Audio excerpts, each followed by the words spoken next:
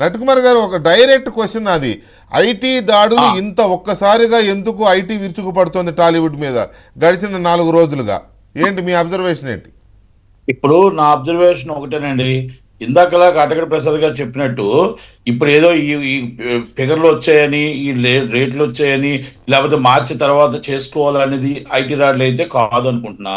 గతంలో ఈ కొంతమంది అవకతవకలు జరిగినా మొత్తం టోటల్గా ఇంతకు ముందు ఇన్కమ్ ట్యాక్స్ తక్కువ కట్టడము, లేకపోతే ఏదైనా బకాయిలు ఉండడము, అలాగే జిఎస్టీలు బకాయిలు ఉండడము, అది కొంత కంపెనీలు, అది దిల్ రాజు గారి కంపెనీ అవ్వచ్చు, ఆ పార్ట్నర్ కంపెనీ మన మ్యాంగో మ్యూజిక్ అవ్వచ్చు, సో మనీ ఏవైనా సరే బకాయిలు గతంలో ఇన్కమ్ ట్యాక్స్ ఫైలింగ్ లో నోటీసులు స్పందించకపోవడం, దానివల్ల ఈ ఈ విధంగా ఇక్కడ రేట్లు మాకు ఇన్ని వేల కోట్లు వచ్చాయి, మాకు ఇన్ని 3,000 కోట్లు వచ్చాయి, 2,000 కోట్లు వచ్చాయి అని చెప్పేసి ఓన్ మనీ అంటే వీళ్ళే డైరెక్ట్ గా కంపెనీలే అనౌన్స్ చేస్తున్నాయి.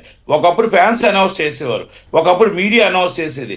డైరెక్ట్ గా మాకు 1831 కోట్లు వచ్చింది, అది గ్రాసో తెలియదు, లేకపోతే షేరో తెలియదు. అది గ్రాసో షేరో తెలియని పరిస్థితుల్లో ఈరోజు ఒకటి ఉంది. రెండోది 230 కోట్లు వచ్చే గ్రాస్ అంటే దాంట్లో 100 కోట్లు వస్తుంది. ఫస్ట్ డే మీకు గేమ్ చేంజర్ 186, సెకండ్ డే 295, 15 రోజుల తర్వాత 14 రోజులు ఎంత అయితే 182 షేరు. అంటే అది అంటే నేను ఎవరు అడిగారా? మీడియా అడిగిందా?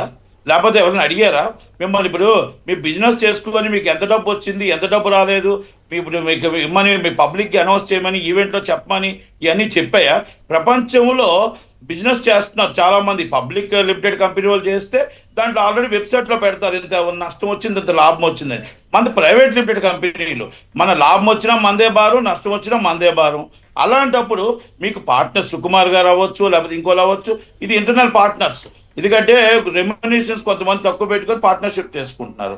దాన్ని మనం తీసుకొచ్చి పబ్లిక్ లో మొత్తం టోటల్ గా, ఇందాకలా నాకు కాటగడ ప్రసాద్ గారు చెప్పిన దాంట్లో నాకు నవ్వొచ్చింది.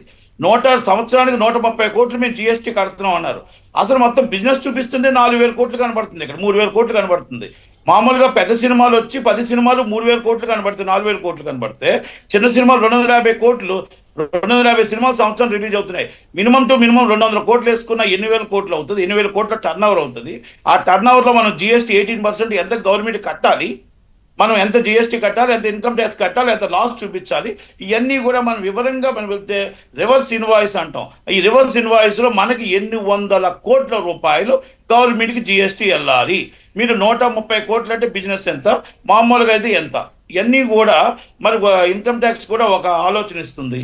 అలాగే మరి ఇప్పుడు దిల్ రాజు గారి ఆఫీస్ అవ్వచ్చు, మ్యాంగో మ్యూజిక్ అవ్వచ్చు, మైత్రి గతంలో వాళ్ళు చేసే ఏదైతే ఉందో, గతంలో వాళ్ళు చేసేది ఏదైతే ఇన్కమ్ ట్యాక్స్ ఫైలింగ్ ఉందో, ఆ ఫైలింగ్ కి ఈ బయట చెప్తున్న వాటికి వ్యత్యాసం ఉండొచ్చు. ఎందుకంటే గతంలో ఫైలింగ్ 1 కోటి రూపాయలు ఫైలింగ్ అనుకోండి, ఇక్కడ 700 కోట్లు అనుకోండి. ఉదాహరణకు 700 కోట్లకి 1 కోటి రూపాయల ఫైలింగ్కి తేడా ఎక్కడ కనబడుతుంది? మాకు ఇన్కమ్ ట్యాక్స్ డబ్బులు కట్టాలనుకోండి, ఆడిటర్ వచ్చి మా దగ్గర డబ్బులు లేవు సార్, చాలా ఫండ్స్ టైట్లో ఉన్నాం సార్, ఇబ్బందుల్లో ఉన్నాం సార్ అంటే, అసలు ఇక్కడ 1000 కోట్లు వస్తున్నాయని మీరు చూపిస్తున్నారు, ఇక్కడ మాకు ఫండ్ టైట్ ఉంది అంటున్నారు. అలాగే జిఎస్టీ మాకు ఎన్నో బాకీలు ఉన్నాయి అలా డిఫరెంట్. అంటే ఇది ఇంటర్నల్ అండి, అంటే ఎవరికి తెలియదు ఇది ఎందుకు రైడింగ్కి వచ్చారు అనేది. మామూలుగా సినిమాలకి మామూలుగా అకౌంట్ చూపించాలనుకుంటే మార్చి తర్వాత, ఏప్రిల్ తర్వాత ఫైనాన్షియల్ ఇయర్లో స్కూట్నీలో పడుతుంది. It's different. ఇది గతంలో జరిగినవి, దాంట్లో నోటీసులా, లావాదేవీలా, రావాల్సిన డబ్బులా, మనకు ఏమైనా ఉన్నాయా అన్ని దాని మీద వాళ్ళు రైడింగ్ చేయొచ్చు. రైడింగ్ చేసే రైట్ ఎనీ టైం ఎప్పుడైనా ఇన్కమ్ ట్యాక్స్ ఉంది. మీకు ఆర్బీఐ నుంచి వచ్చాయా, ఆర్బీఐ అప్రూవల్ తీసుకొని మీకు ఫారెన్ నుంచి ఫండ్ వచ్చిందా, లేకపోతే రాలేదా, రాకపోతే ఈడీ అంటే మనీ ల్యాండింగ్ వస్తుంది, ఈడీ వాళ్ళు వస్తారు. పొలిటీషియన్ డబ్బులు వచ్చాయా, లేకపోతే మాజీ ఐఏఎస్లు, మాజీ ఐపీఎస్లు, గవర్నమెంట్ ఆఫీసర్స్ ఎవరైనా వచ్చాయా, ఆ డబ్బు వస్తే ఏసీబీ వస్తుంది. ఎస్ డిఫరెంట్ ఇది. అంటే ఇన్కమ్ ట్యాక్స్ అనేది ఒక్కసారి రైడ్ అయిన తర్వాత దాంట్లో వచ్చే ఐటీ కానీ